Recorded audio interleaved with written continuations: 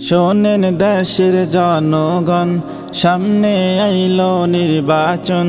শোনেন দেশের জনগণ, রেজাউল করিমের সালাম লন। আসেন আসেন আসেন সবাই কাঁধে কাঁধ মিলাই, এবার রেজাউল করিমের হাত পাখায় ভোট দিয়েন সবাই। এবার রেজাউল করিমের হাত পাখায় ভোট দিয়েন সবাই।